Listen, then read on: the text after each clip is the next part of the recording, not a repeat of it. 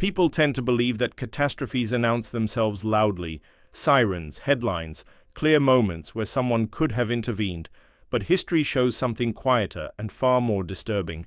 In many documented cases, the warnings came early, clearly, and repeatedly. They were written down, reported, logged, and dismissed. Not because they were invisible, but because they were inconvenient. This story is not about the moment something happened. It is about the long period before it did, when signs accumulated, when individuals tried to stop what they sensed approaching, and when institutions chose not to listen. What makes this unsettling is not what was ignored, but what appears to have noticed the silence that followed. In the archives of disaster investigations, intelligence reviews, and declassified correspondence, there is a recurring pattern that rarely survives public retelling.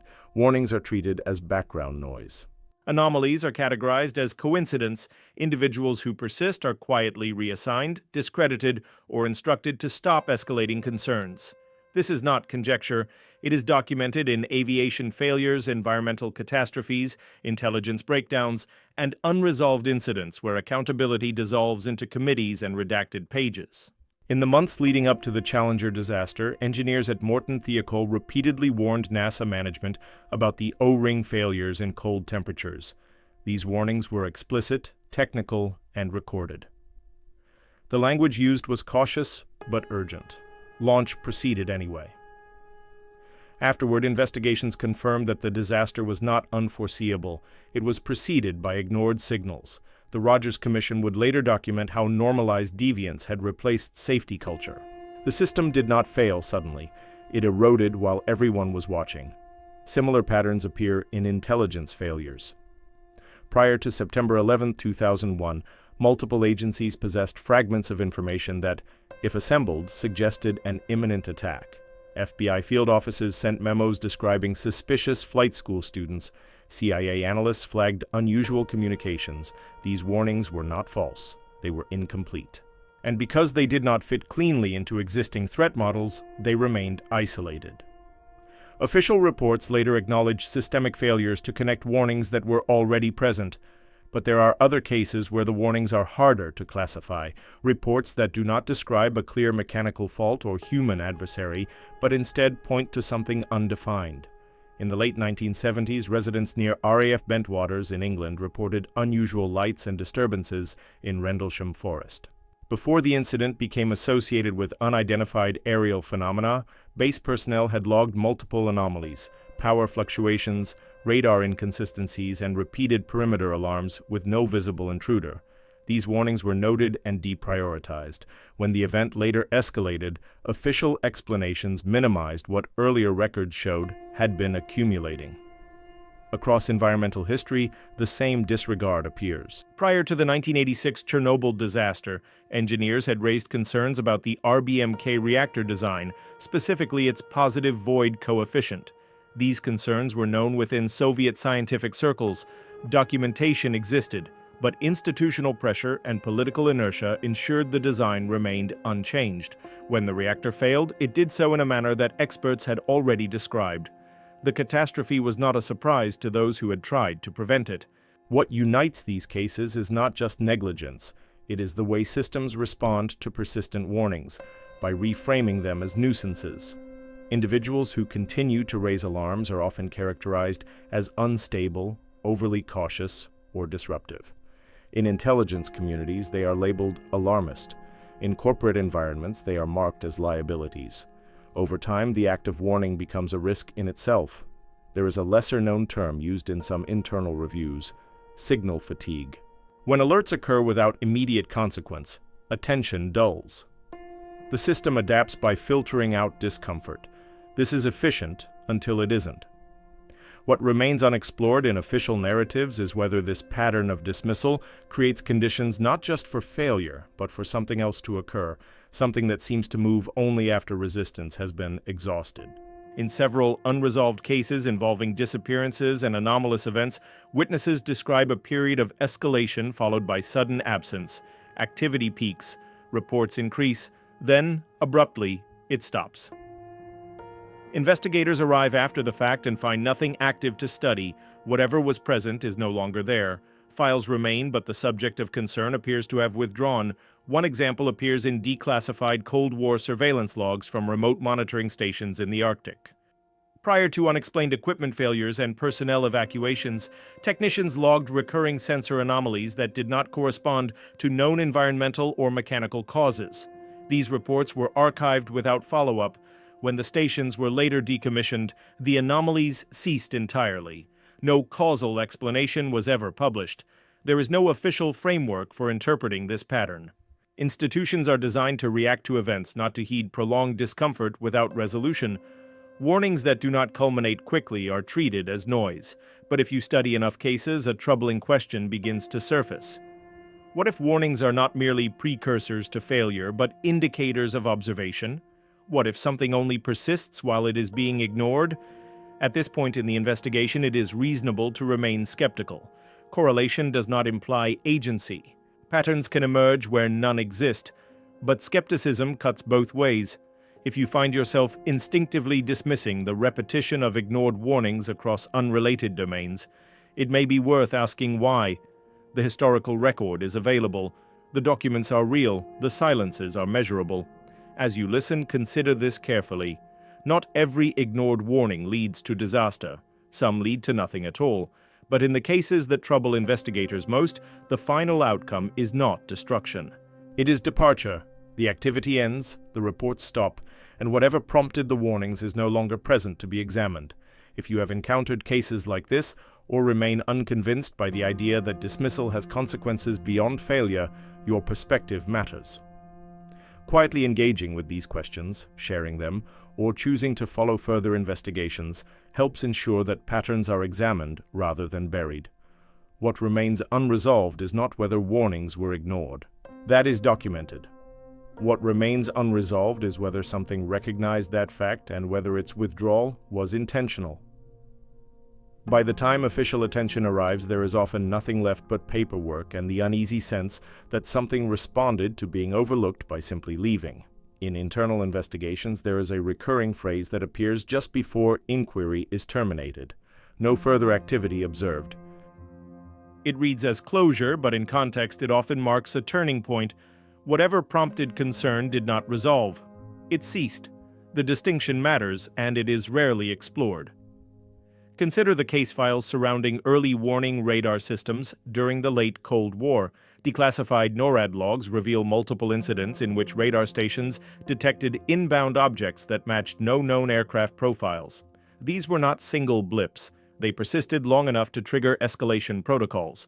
Operators followed procedure, cross-checked systems, and reported anomalies up the chain. Then, without interception or explanation, the signals vanished. Investigations concluded with equipment recalibration, software updates, and the assertion that no hostile intent was confirmed. What was not addressed was why the anomalies stopped precisely when attention intensified. This pattern repeats in civilian contexts as well. In the years preceding several large-scale infrastructure failures, local officials and engineers submitted reports describing irregular behavior that did not fit established failure modes. Bridges exhibited vibrations outside modeled tolerances. Dams showed pressure variations that did not align with environmental inputs. Power grids recorded synchronized faults across unrelated nodes. Each instance prompted brief concern, followed by reassurances that systems were operating within acceptable margins. When monitoring was increased, the irregularities diminished or disappeared. Only later, when attention relaxed, did catastrophic failures occur. The warnings were not continuous. They came and went, as if responsive. Psychologists studying near-miss disasters have noted a phenomenon known as threat normalization. When an abnormal condition does not immediately escalate, observers recalibrate their sense of danger downward. The system adapts by assuming stability, but this explanation accounts only for human perception. It does not explain why certain anomalies appear to retreat under scrutiny. In some law enforcement cases, particularly those involving unidentified individuals or unexplained trespass, reports describe a similar withdrawal. Residents complain of repeated disturbances, footsteps, displaced objects, signs of presence without confrontation. Patrols are increased, surveillance is installed, and then the activity stops entirely. No suspect is identified. No resolution is offered. Investigators close cases citing lack of ongoing threat. Yet the initial reporters often describe a lingering sense that something responded to being watched.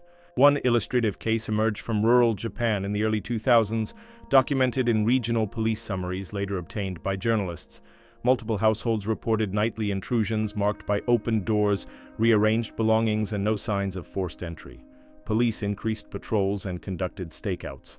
After media attention followed, the disturbances ceased across all locations simultaneously. No arrests were made. No explanation was issued beyond speculation of hoaxes. Yet investigators privately noted the coordinated cessation as unusual. Academic literature tends to avoid agency in such discussions, favoring sociological or psychological explanations, collective misinterpretation, stress responses, environmental factors.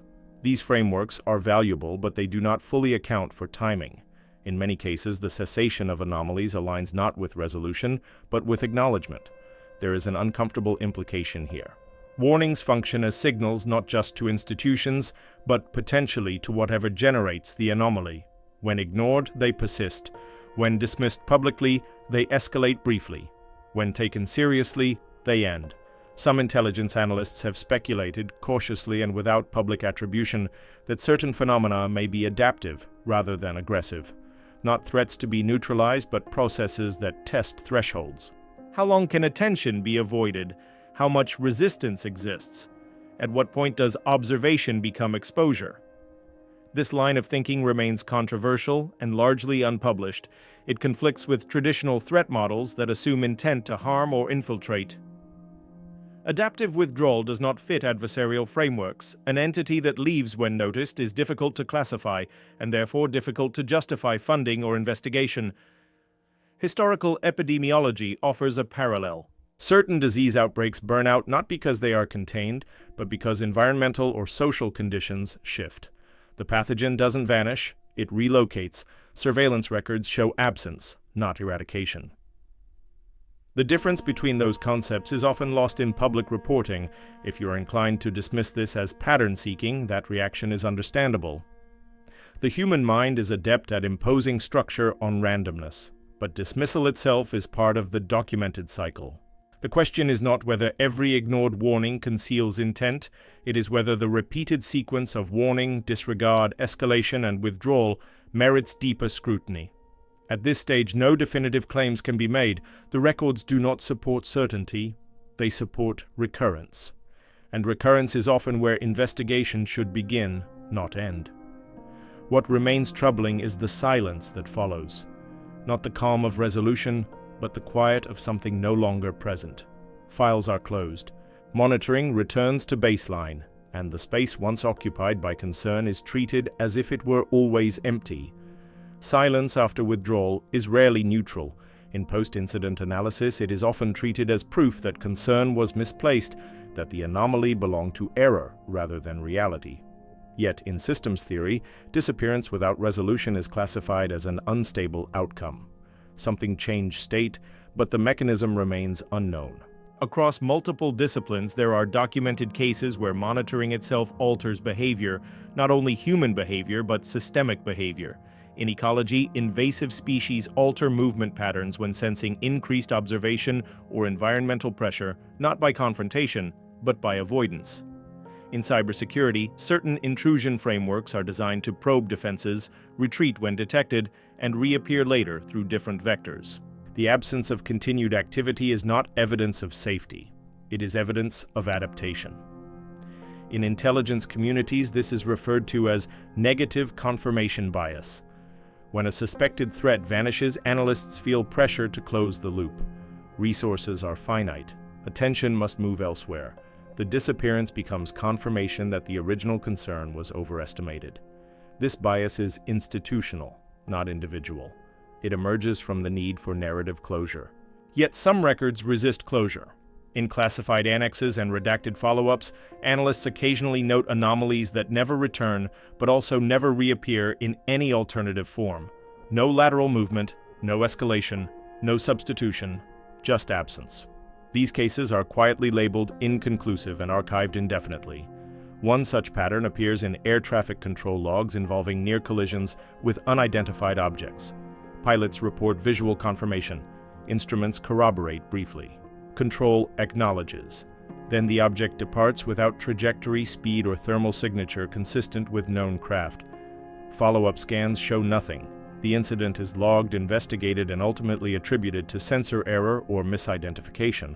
But the pilots involved often report something more unsettling than fear, a sense that whatever was present chose to disengage. Psychological debriefs of these pilots reveal a recurring phrase. "It wasn't avoiding us. It was finished." This language is imprecise, but its consistency is notable. The withdrawal is not described as evasive or reactive. It is described as complete. In sociological studies of collective warning failure, researchers observe a similar phenomenon at scale. Early indicators of crisis, economic instability, infrastructure strain, environmental degradation, are often acknowledged, debated, and then deprioritized when immediate consequences fail to materialize. The warnings fade from discourse. Attention moves on. When collapse eventually occurs, it is framed as sudden or unprecedented despite extensive prior signaling. The warning did not fail, it was exhausted. This raises a critical question. Do warnings exist solely to prevent outcomes, or do they also serve as measurements? In engineering, stress tests are designed not to stop failure, but to observe response. The system is evaluated based on how it reacts under load. Once sufficient data is gathered, the test ends. Nothing breaks. The stress is removed. From the outside, it appears as if nothing happened. Some analysts have applied this framework retroactively to anomalous withdrawal events. The warnings may not be precursors to disaster, but probes, signals introduced to gauge sensitivity, attention, or resilience. When thresholds are reached, the signal is removed. The absence that follows is not reassurance, it is a result. This interpretation is deeply uncomfortable because it reframes agency. It suggests that the system being observed, whether an institution, a population, or an individual, is not the initiator. It is the subject. The warning is not a cry for help, it is a question. Why then does the withdrawal feel so final? Witnesses often describe it as an ending rather than a pause. There is no sense of something waiting nearby, no anticipation of return, just a clean break. This distinguishes these events from unresolved threats, which tend to linger psychologically. Here, the mind registers completion without understanding. Neurologically, this aligns with how the brain processes closed loops without explanation. Studies show that when an anticipated stimulus is removed after heightened alert, the nervous system enters a brief state of recalibration. The threat response shuts down, but no learning is encoded because no outcome occurred. The result is a subtle unease, difficult to articulate and easy to dismiss. Institutions experience something similar. Once attention is withdrawn, documentation thins. Personnel rotate, context is lost. The anomaly becomes a footnote. Over time, even the memory of concern degrades. What remains is a gap in the record, a moment when something almost mattered. The danger of this pattern is not that it hides catastrophe, it is that it trains systems to equate disappearance with safety. If something leaves when observed, the lesson learned is that observation works, that attention resolves uncertainty. But this assumes the observed phenomenon shares the same objectives as the observer. In reality, the withdrawal may indicate only that the observation phase is complete. What is left behind is not damage, but adjustment. Slight changes in policy, minor shifts in perception, an unspoken awareness that something passed through the system and left no trace except caution. These changes are rarely attributed to a single cause, but they accumulate. By the time analysts notice the pattern, the original signal is long gone. There's nothing to interrogate, nothing to reproduce, nothing to test. Only the question of whether the next warning, if it appears, will be treated the same way. Part 4 will examine what happens when warnings are neither ignored nor acted upon, but documented and preserved, and why, in many cases, this appears to prevent withdrawal entirely. When warnings are neither dismissed nor escalated but preserved, their behavior changes. This is not an assumption, it is an observation drawn from multiple domains where anomalous signals were recorded without interpretation, judgment, or urgency. The act of documentation itself appears to alter the outcome. In archival science, there is a concept known as inert preservation. Materials are stored without analysis to prevent contamination by context or intent. They are cataloged, time-stamped, and isolated from narrative framing. The purpose is not understanding, but continuity. What remains intact is not meaning, but structure. In several classified and academic case studies, anomalies that were documented in this manner did not withdraw, they persisted, not as escalations but as static presences. They neither resolved nor disappeared. Monitoring logs show repeated confirmations without deviation, no adaptation, no retreat, as if the act of being recorded removed the need to leave. This pattern appears most clearly in long-term environmental monitoring projects. Certain unexplained signal clusters, acoustic, electromagnetic, or behavioral, remain stable only when passively observed. The moment intervention is proposed, the signal degrades or ceases. Attempts to isolate, engage, or provoke response consistently result in disappearance. Passive recording sustains presence. Active interpretation does not. The implication is counterintuitive. It suggests that attention alone is not the trigger. Intent is. Observation without expectation maintains equilibrium. Observation with outcome in mind destabilizes it. This distinction is mirrored in human behavior. Studies on performance anxiety demonstrate that individuals function differently when observed for evaluation versus observed for documentation. In the former, behavior shifts. In the latter, it often stabilizes. The system responds not to the gaze but to the implied demand behind it. Applied to warnings, this reframes the role of institutions and individuals. When a warning is treated as a problem to be solved, it enters a competitive narrative. It must either justify itself through consequence or be dismissed. When it is preserved as data, it is allowed to exist without pressure. It does not need to prove relevance. Several researchers reviewing anomalous withdrawal cases have noted a troubling asymmetry. The warnings that vanished were often those that triggered immediate debate, skepticism, or mobilization. The warnings that remained were those quietly archived, revisited periodically, but never forced into resolution. Presence persisted without escalation. This raises an uncomfortable possibility, that some phenomena withdraw not because they are detected, but because they are being judged. That the demand for meaning, threat classification, or utility creates conditions under which withdrawal becomes the optimal response. If so, then the most effective way to prevent disappearance is not action, but restraint. This does not mean ignoring warnings. It means resisting the urge to resolve them prematurely, to allow uncertainty to exist without forcing closure. In a culture that prioritizes decisiveness, this is deeply counterintuitive. Unresolved warnings feel like failures. They strain accountability frameworks. They resist reporting structures. Yet unresolved does not mean unimportant. It may mean incomplete by design. Across all documented cases where something walked away, the common thread is not danger avoided or disaster postponed. It is evaluation concluded. The system did what it was meant to do. The observation phase ended. Whatever initiated the warning no longer required presence. What remains is a record that feels hollow. A warning that did not culminate. A trace without consequence. These are often the first things to be cut when archives are condensed or narratives streamlined. They complicate history. They refuse lessons. And yet they may be the most accurate records of interaction we have. If warnings are questions rather than alarms, then disappearance is not failure. It is an answer. Not one we understand, but one we receive. The most dangerous assumption, then, is that warnings exist to protect us. Some may exist to measure us, to see how we respond, what we prioritize, and how quickly we demand resolution. When something walks away, it leaves no evidence of intent, only the implication that its purpose has been fulfilled. And the final question is not why it left, but whether, if it returns, we will recognize the difference between being warned and being observed.